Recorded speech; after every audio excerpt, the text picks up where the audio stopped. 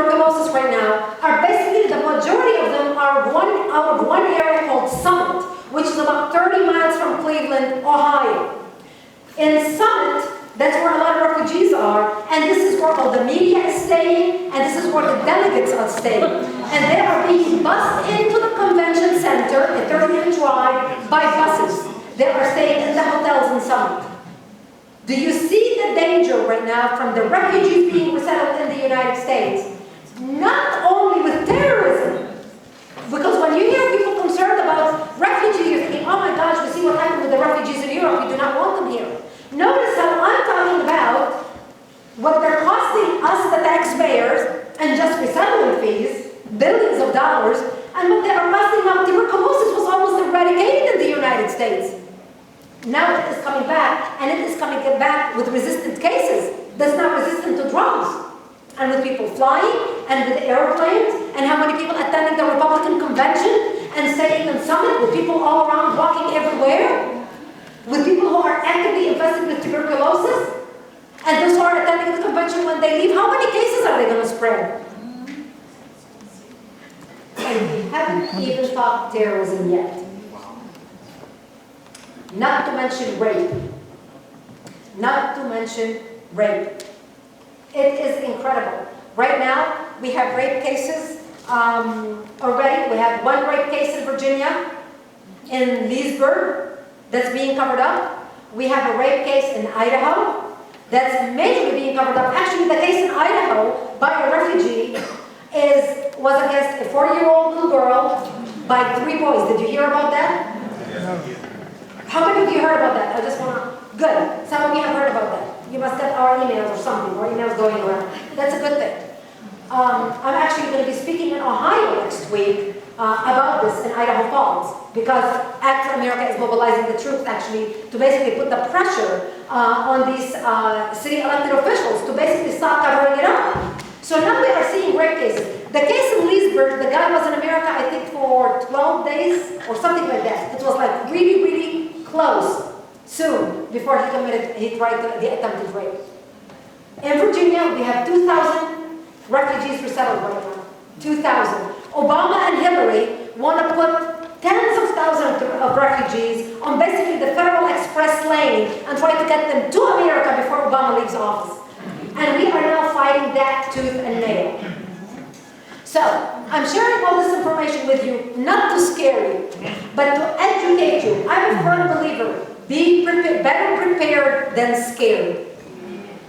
Better prepared than scared. This is why we need to understand what we are dealing with, and we need to understand what we are doing about it.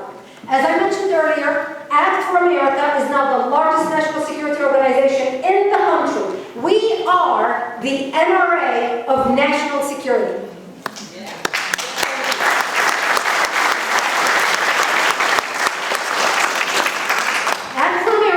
Is actively working on passing bills to protect the country from radical Islam. We are literally building the firewalls to protect the country nationwide. ACT is responsible for passing 43 bills in 22 states in the last 6 years, protecting the nation. What we're working right now on, our latest bills, is basically stopping Obama by stopping the funding for Obama's program to bring refugees into the United States until we can vet them, until the proper procedures are in place to make sure that they are safe. So right now we are working with Congressman Babin on a bill introduced in Congress. We already have over 95 co-sponsors for that bill. We are now, if you want to read that bill, it's on our website, actforamerica.org. We are now working on a parallel bill in the Senate. Now, we don't think much is going to happen before Obama leaves office. The election is in 4 months. Nobody's paying attention to anything. August is here. Everybody, Congress is going to go on recess. So nothing's going to happen in Congress. September they're going to come back. Then we're going to have our national conference, which I'm going to talk about later. And then November, it's the election, and then everybody's going to lollygag until we have a new president. But the reason why we are pushing hard for that bill and another bill in the Senate, because we want to make sure when the new Congress comes on board, when the new president takes office, we're going to hit the ground running, making sure this bill passes. But what we are doing right now is we are mobilizing people within their state to oppose and pass resolutions by city councils and the governors of whatever county to stop refugees from coming to their location. Actually, I just heard that right now we got an urgent breaking news from North Carolina that our chapter leader helped pass, our chapters helped pass a resolution in Ashland, North Carolina, I think, to basically pass a resolution to stop or block having refugees come and be resettled in North Carolina in that area. That's the type of stuff Act for America is working on. So, before I open it to questions, I want to share with you why I felt it was so important to be here with you before the election, to talk with you about why we need to mobilize, why we need to do everything we can to make sure we get strong leadership in offices upcoming election. And I want you to know about us. We just moved the company to Virginia Beach, the organization from Florida. We were based in Florida because Myra Opendorf, ironically, would not give us any support to settle the organization in Virginia Beach. As a matter of fact, this is so ironic I am here. You know, in one of the conference rooms next door, I remember meeting here in 2004 with a group of Act for America, our chapter meeting. At that time, it was me and a few of my friends. And we were talking. I had gone to Myra Opendorf with a plan of wanting to bring a piece of the World Trade Center to Virginia Beach on a tour, have a big rally on Memorial Day where they have the Patriot rally in Virginia Beach where they honor the troops, etc. And I wanted to bring a piece of the World Trade Center, have it here in a rally in Virginia Beach, put it on Mount Rushmore for about a week on its way in a tour across the country. We were going to talk to Fox News, get Sean Hannity to cover it, etc. The city of Virginia Beach did not even want to do it. They actually took the plan that I gave them, they could not pull it off, and nothing happened.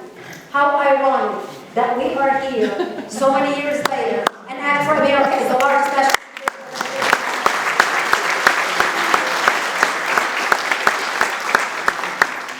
Actually, I ended up selling the company in Pensacola because the city of Virginia Beach would not give us any support whatsoever. I couldn't even get volunteers to show up and help us. That's why I ended up settling Act for America in Pensacola and hiring the staff in Pensacola, Florida. We ended up moving here. Last year, we thought it's easier to move the organization when we have 12 employees before we have 40. And I wanted to help and support Virginia Beach and Virginia Beach people. I wanted to have employees from Virginia Beach. I wanted to have volunteers in Virginia Beach. I wanted to put the money back in our economy, growing a major national security organization in Virginia Beach and having us close to Washington, D.C. When people join Act for America, all these people that joined Act for America would tell me, we finally have a voice. Because when you're working alone in a group in one community, you feel disconnected from the rest of the nation. Because there is no nerve center or command center coordinating the activities of everybody else in the nation. The way we are able to pass the bills we are passing is because we took the voices of small groups, scattered across the nation, and we combined them into one, speaking via one megaphone that puts pressure on Congress. To give you an idea of what Act for America has been able to do, you know the Select Committee on Benghazi? Act for America was behind the Select Committee on Benghazi.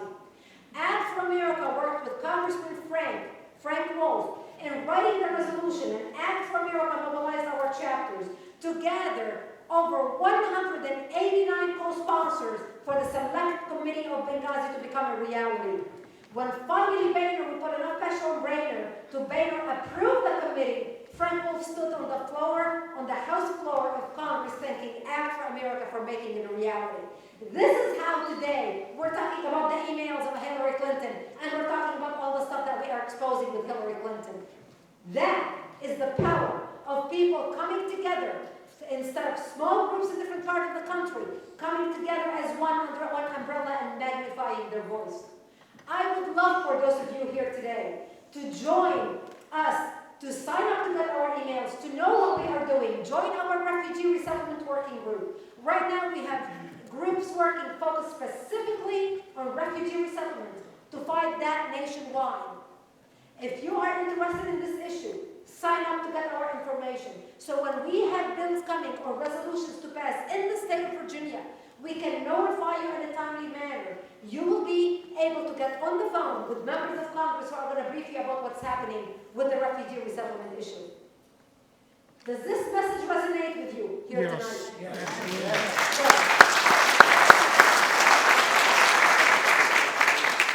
Because I'm here tonight to discuss with you solutions, not only problems, and figure out a way how we can work together.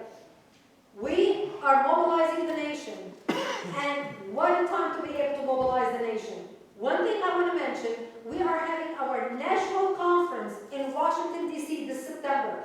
We are having the largest, most powerful national security conference in Washington, D.C., September 6th and 7th. The day after Labor Day, it's a Tuesday and a Wednesday. We already have 18 members of Congress confirmed to speak at our national conference, other than the speakers you see on the stage. We have that every year, and this year is vital for as many people as possible to attend and show our elected official that national security is the #1 issue. And those who are not going to work to protect the nation, we're going to kick their behind out of their seat and replace them with those who are going to love and appreciate this country.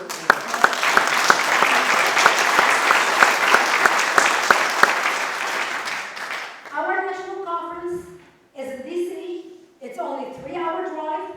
I hope that as many of you as possible will make sure they look at our website and sign up to attend. We have speakers all day on Tuesday and subject matter experts. On Wednesday, we go up to Capitol Hill. We take everybody in buses. We're going to be on Capitol Hill. We're going to hear from elected officials. And after we hear from elected officials about what's happening behind the scenes from all over the country, I'm talking heads of committees, heads of very important committees, from the Homeland Security Committee to everything else.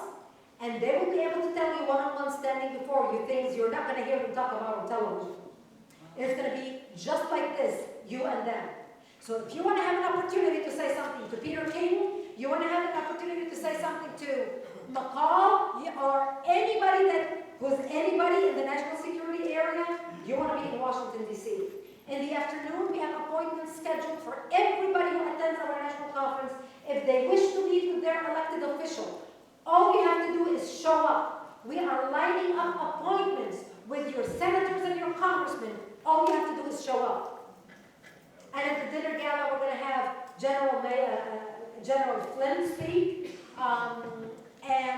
Right now we're talking to the Trump camp. We're not sure that Trump is going to show up and speak, but we're working on it, say a few words, because we are working behind the scenes with the Trump campaign. I'm actually have been working with the Trump campaign back since November, sending talking points to Trump and his team.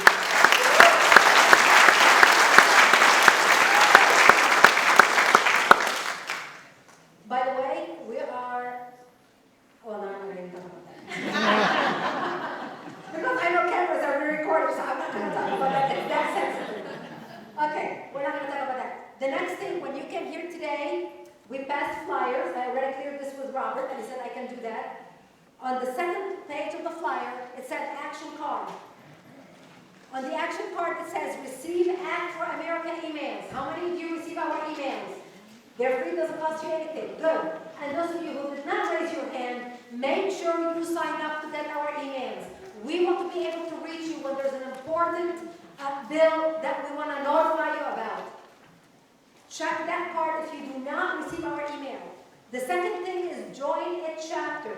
We want to get a chapter up and going in Virginia Beach. We used to have a chapter. Our amazing chapter leader had to step back because of his workload. He could no longer lead the chapter. But we have the members, and we want to get the chapter leader up and going.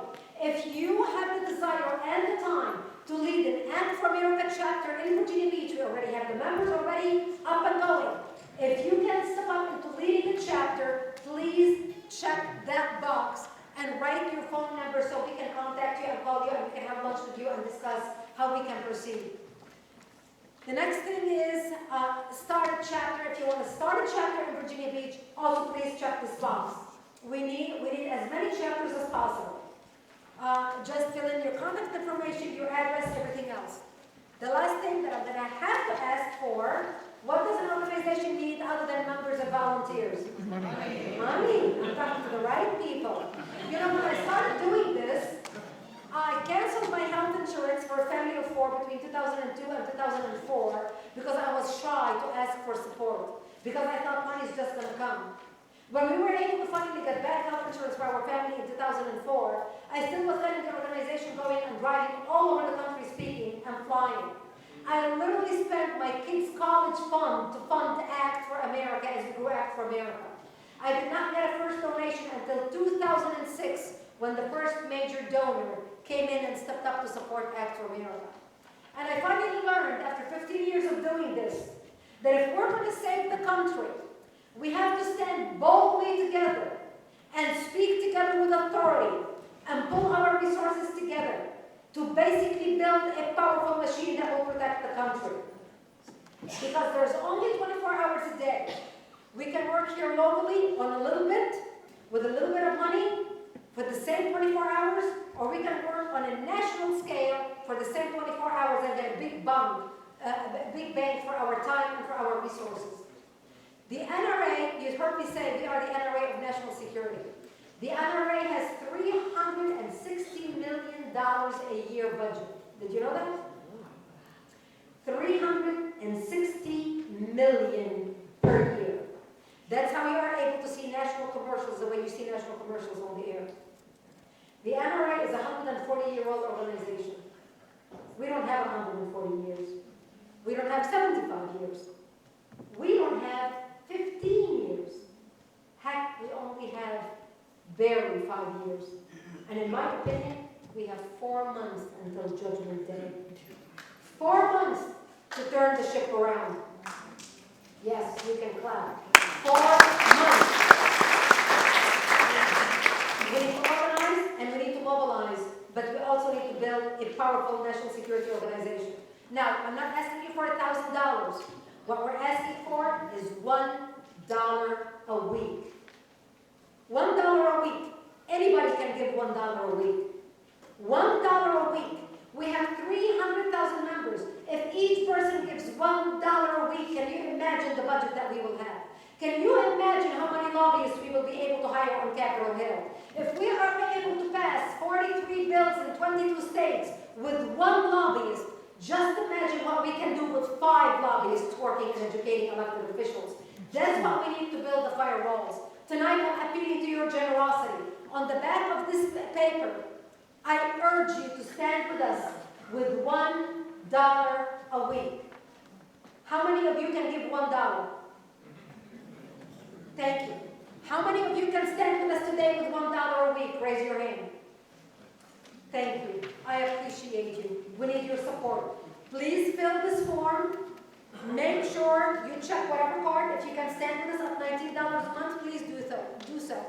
Fill in your information, and at the end, our volunteers, as you walk out the door, you're going to hand them this sheet, and they're going to take the sheet from you. This sheet will be hand-carried to our office, right here in Virginia Beach, entered into our system, and then everything will be shredded. I appreciate you for your support. I cannot end my presentation without telling you, by the way, before I forget, we're going to have specific DVD about the infiltration of our country with the refugee resettlement outside available for sale. So make sure you stop by our table. This is the DVD that we train members of Congress on what the infiltration in our country is taking place. It's by Ann Cochran. We have another one by Phil Haney, who is the whistleblower. Those DVDs are going to be out at the table at the end when you leave this room. And I cannot end my presentation without asking all our veteran and our military personnel to please stand up and be recognized and remain standing. I have a message for you.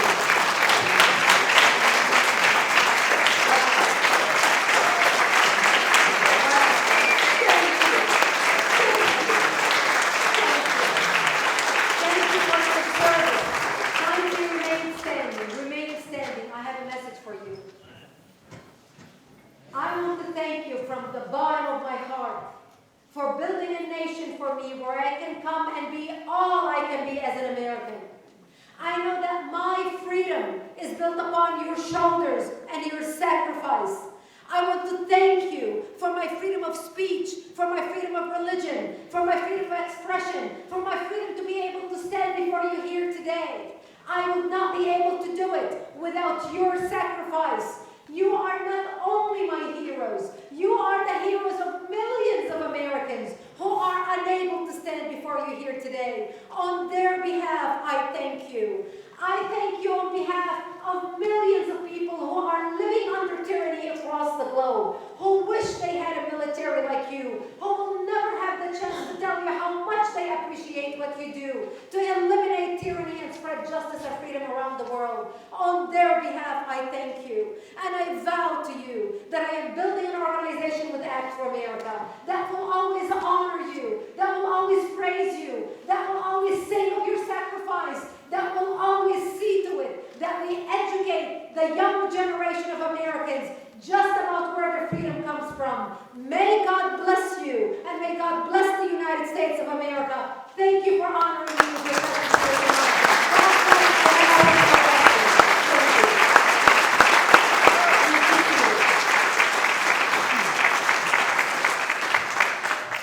Okay, questions? Fire away. Yes, ma'am. We'll start with the ladies. Thank you, Ms. Gabriel, for being here this evening, and Thank thank you for thanking our veterans. I have a question concerning the resettlement program. I read not too long ago that part of the resettlement program deal is that the refugees were, at a certain point, when they ran out of money, that the organizations that were helping them resettle could lend them money, which the refugees would then pay back with interest. And can you explain a little bit more about that? Because from what I understand, the organizations where the government is allowing them to keep a portion of the interest and give some of the interest back to the government. Do you know anything about The this? government's allowing who to keep some of the interest? The refugees are giving some of the interest back to the government? No, they're allowing the Catholic organizations and the Lutherans, they're allowing them to keep a portion of the interest that's paid back and then give some to go back to the government. So let me get this way. It's a lending program. Yeah, which is not happening. Because think about it this way. Those that we settled already, who are working at Purdue, Chicken, whatever, let's say in Nashville, Tennessee, in Murfreesboro, Tennessee. How are these people going to be able to pay any loans if they are barely surviving and they are cheap labor? And a lot of them are still sucking off the breast of our government. They don't have the money. The Catholic charities, the more people they bring in, the more money that they make. And I'm not singling out Catholic charities. I mean, remember, I mentioned the Lutheran, the Jews, everybody. 6 out of the 9 major contractors, the federal contractors, are religious organizations. So basically, this is nothing but a good story that they're telling people. None of that is coming back. These people can't even make enough money. A lot of them don't have the education. They don't speak the language. They are being resettled. And we are pumping money after money after money, not counting, like I mentioned, the diseases, the health costs that it's costing us. They're bringing their relatives. So when you're looking at one refugee, it doesn't stop with one refugee. That refugee represents not only him or herself, but their extended family who's in the pipeline to coming and qualifying for the same thing. That's not true. Next question. This side, yes ma'am. Brigitte, thank you again for being here. You explained that in 1991 there was an exploratory plan for the destruction of the U.S. Is that general plan online? It is on our website, actforamerica.org. If you go on our website, that plan is on our website. I'm not sure if it's on the paid membership side or if it is on the free side, because we have a paid membership where we have access to a lot of special exclusive data. For $25 annual membership, you can get exclusive data from our website, including the ISIS plan for world domination. But that plan, as far as I know, is on our website. Go on actforamerica.org and you'll be able to find it in Arabic and in English. You can print it and you can have it. It's very important. I only mentioned the paragraph. When you read the plan, it is mind-boggling what they're doing. Yes, sir, with the head. You said that earlier that you speak to a lot of the anti-terrorist agencies rather, in the United States. And I'm assuming that's FBI, military, whatever. Given the current resident of the White House, are those people listening to you and not listening to the president? Or? No, they are listening to the president. Actually, right now we are persona non grata. Basically, all the times that I briefed the highest levels of, whether it was U.S. SOCOM, the asymmetric warfare, the FBI, etc., all that was before Obama came to office. In 2009, when Obama came He issued the threat assessment plan and changed all the language in our counterterrorism training manual. And I was invited to speak at SOCOM, US SOCOM, in 2009. That was canceled because they were afraid to offend the Muslims. Actually, in 2008, before the coming out of my book, my second book, Norfolk Naval Base, I was supposed to speak at Norfolk Naval Base. They pulled the rug from under my feet 3 days before I was scheduled to speak because the Muslims at Norfolk Naval Base complained, and the top brass basically crumbled and refused to even have me come and sign books at the commissary, not even speak. They wouldn't even let me come, and that started happening in 2008. The FBI agents that we work with, and right now, they get it. The leaders are afraid to speak. So what we did with Act for America, we created the Thin Blue Line Project. If you are a service member, if you go on our website, actforamerica.org, and click on the Thin Blue Line, we basically created training manuals and information that we sent to first responders. You have to have your badge number in order to sign in because it's exclusive just for law enforcement. Because we found a way to go around the government where members from the first responders and the intelligence community can come to our website and get information that the government was not giving them. We have 11 government agencies signed up to get that information. So we found a way to go around the government while Obama was in office to get them this information. Thank you. And with that, yeah, your hands. Sorry, the light is in my face, so if I don't see anybody, stand up. I'm confused about what's going on in Turkey, and I thought you might be someone who could shed some light on this whole coup and what does that mean? From your point of view, what is going on in Turkey? A great question, because Turkey is a very strategic country, and it's a very strategic country to stabilize the Middle East and help us win this war against ISIS. As I mentioned earlier in my presentation, and I said it because I knew this is part of probably one of the questions that's going to come up, I mentioned I'm going to go back to Turkey. As I mentioned, Ataturk was a secularist. He secularized Turkey. But with the rise of Islamic radicalism and the Muslim Brotherhood, when Erdogan got elected, Erdogan was a Brotherhood member. Erdogan is a radical Islamist. As soon as he became elected, Turkey started swinging back into the Dark Ages and into Islamism. And for the last 5 years, you have seen demonstrations to the tune of 200,000 people in Turkey taking to the street, demonstrating against the rise of radical Islam in Turkey, because they can see that the country is basically standing on a cliff. It can fall any moment to radical Islam. And they can see that Erdogan was tightening the grip to the point where he was restricting the freedom of the press, and you heard a lot about that last week when the coup was going on. Erdogan is trying to create a mini theocracy like Iran in Turkey, except instead of them being dressed in turbans like Iran, in Turkey they are dressed in business suits. That's the hallmark of the Muslim Brotherhood. This is why when the revolution started in Egypt, our media started saying, well, they don't look radicals, they're modern, they're dressed in jeans and suits. They don't realize that the Muslim Brotherhood is a very highly sophisticated organization. So Erdogan has taken Turkey into such grip of Islamic radicalism that the army right now knew that this is their last chance to do a coup. They waited for him until he was on vacation, and that's when they instigated the coup. But the problem is that the army in Turkey right now is almost 50% radical Islamists who sympathize with Erdogan. This is why the coup failed, unfortunately. Right now, Erdogan has already arrested and detained or expelled 20,000 members of the Turkish army. So he is now swinging to the other direction in becoming really tightening his grip on the country. It is very unfortunate and it's very scary. We were hoping that the coup would succeed because that meant this is our way to defeat ISIS, because Turkey is very strategic. At this point, since Erdogan won, and I don't believe if they could not pull it right now, the coup, they're not going to be able to pull it again in the future. Right now, Turkey is done. Turkey right now is heading on the Federal Express lane into radicalism to become like Iran. And basically, ISIS and Turkey won, and the Western world and the stability of the Middle East lost. That's where we are with Turkey. Next question. Yes, sir. Ms. Gabriel, I've just written a book, Bending Your Ear, a collection of essays on the issues of our time. In that book, I argue that we are at war with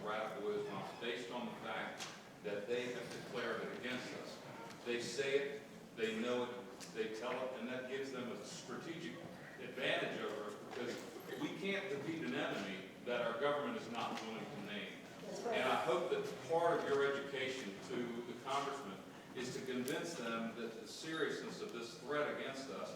And what I would like to do, just as a gesture of thanks, I have them outside the door there. I would like to give you a copy of my book, if that's okay. Thank you, thank you very much, so kind of you. I appreciate it. Thank you.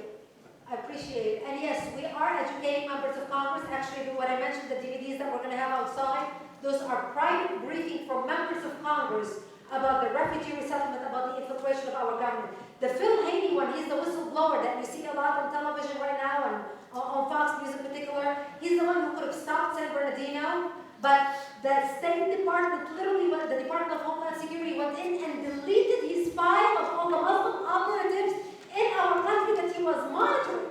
So that was part of the training as to why we need to name our enemy in order to win. One of the people that we work very closely with is General Flynn. General Flynn is the former head of the Defense Intelligence Agency. He's on the board of advisors of Act for America. I talk with him every day. And we know that if Trump wins, he's going to be either the head of the Defense Intelligence Agency again, or the head of the CIA, etc.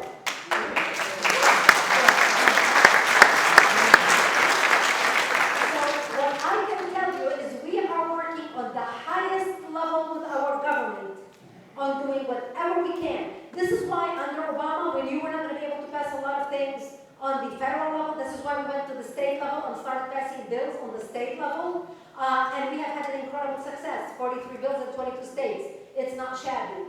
But yes, this is very important. Yes, sir. If you go into the Kurds, Turkey seems to be against them, I guess, because they want their own country. The other one seems to be beings fighting over there with us. I'm sure they're Muslims also. I know, the Kurds can be great. Yes, the Kurds are our great allies. This is why we need to stand with the Kurds and we need to arm the Kurds. The Kurds understand the threat from ISIS. Actually, we briefed Congress. We worked with Congress about arming the Kurds. One of our major donors have sat with Obama and put a delegation together and was willing to fund the Kurds himself and actually gave millions towards funding the Kurds. Foster Friess, the billionaire from Wyoming. And Obama basically shut it down, did not want to fund the Kurds, but wanted to fund the Syrian rebels, who are now basically ISIS. And so we ended up funding ISIS practically instead of funding the Kurds. But we have not given up on the Kurds, and I know a lot of agencies are working on the Kurds, and I know that will change once President Trump is in office.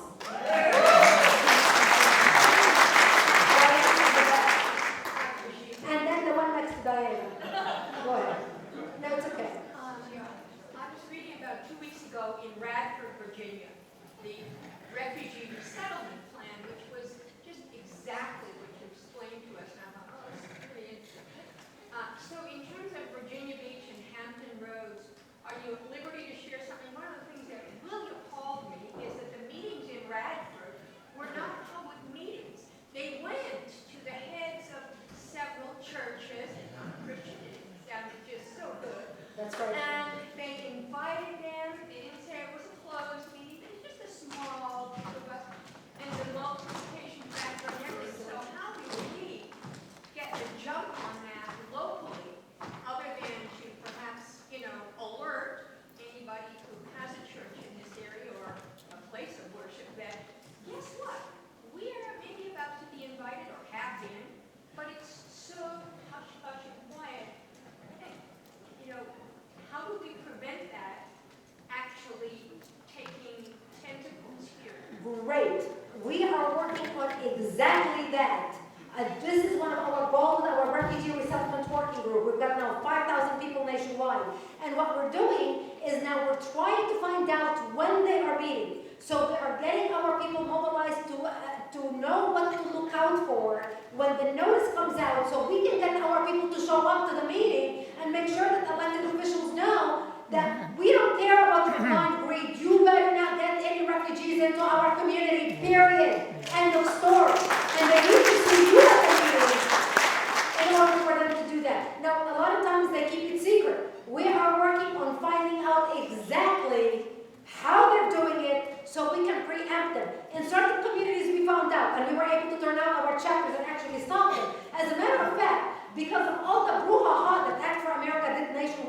chapters nationwide, usually the state does not notify the governors when they're about to drop refugees in the state.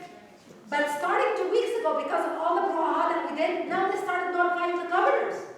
So this is why it's important for you. If you are interested in this, please join us. We need you on this. We need the refugee resettlement. We need a chapter up and running and active in Virginia Beach about this issue. Let's put our heads together. Diana, let's make sure we talk at the end so we can figure out how we can get organized here locally to keep tab on what's happening in Virginia. We can network you and put you together with our chapter leaders in Northern Virginia. We need different chapters in different parts of the country. Brigitte, I'm sorry. We have to be out of here at 8:30. That was the contract. And thank you so much for showing up tonight. Brigitte, will you be able to be out in the hallway for any? Out in the hallway, I want everybody to fill out their donation card, $1. Thank you all.